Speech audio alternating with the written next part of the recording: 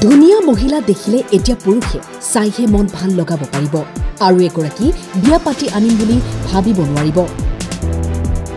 হয়, ঠিকই শুনিছে, মৰিয়নিৰ বিধায়ক ৰূপজ্যোতি কৰ্মীৰ মন্তব্য। সাজি কাছি ধুনীয়াকৈ থকা মহিলাসকলৰ প্ৰেমত যদি কোনোবা পৰে তেন্তে সাৱধান। পুৰুষে এতিয়া কেৱল লাগি চাবহে পাৰিব। পত্নী থকাৰ পিছতো যদি আন এগৰাকী প্ৰেমত পৰে আৰু বিয়া পাতি আনিম বুলি ভাবে তেন্তে বিপদ নিশ্চিত।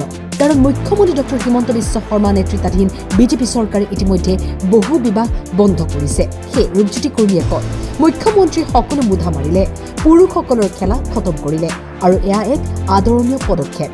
এটা আদৰণীয় ঐতিহাসিক পদক্ষেপ ললে আজি মহিলাসকল স্বাভাৱিক পুৰুষসকলৰ পৰা অকণমান হ'লেও তেওঁলোকে ভয়ত থাকে আৰু ভয়ত থাকি পেলাই নিজকে বেছিকৈ সাজি কাচি থাকিব বিচাৰে আৰু মানে বেছিকৈ সাজি কাচি তাত খৰচাও বেছি হৈ যায়। আৰু তেনে আমাৰ পুৰুষে যদি আমি সাজি কাচি হৈ নাথাকোঁ, দেখিবলৈ ধুনীয়া হৈ নাথাকোঁ, বেলেগ আকৌ মহিলাক যদি চকু দিয়ে আমাৰ কি হ'ব? কিন্তু সেইটো বন্ধ কৰি দিলে, মানে খেল খতম কৰি দিলে হিমন্ত বিশ্ব শৰ্মা ডাঙৰীয়াই। সেইকাৰণে পুৰুষসকলৰ মুদা মৰিলে বুলি ক'ব পাৰি বা খেল খতম আৰু এতিয়া বেলেগ আৰু মহিলাক চাব নোৱাৰে। চাব পাৰিব এনেই আৰু লাগি চাব পাৰিব, কিন্তু আৰু বিয়াটো পাতিব নোৱাৰিব। বহু বিবাহক লৈ কঠোৰ হৈছে মুখ্যমন্ত্ৰী। কোনো পুৰুষে কৰিব নোৱাৰিব অধিক বিবাহ। এজন পুৰুষে দ্বিতীয় বিবাহ কৰালৈ জেল হ'ব 7 বছৰৰ। কোনোবা ব্যক্তিয়ে যদি প্ৰথমগৰাকী মহিলাক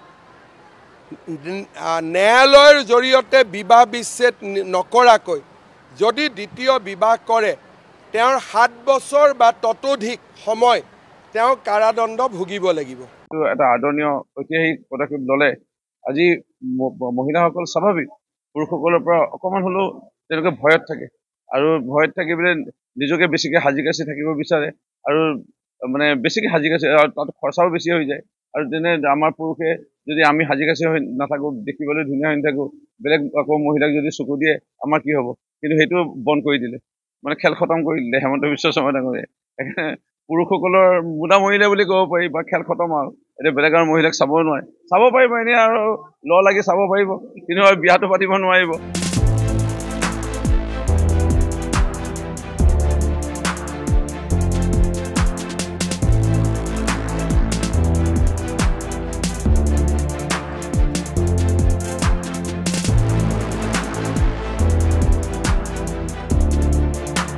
নিউজ ডেস্ক, টাইম 8।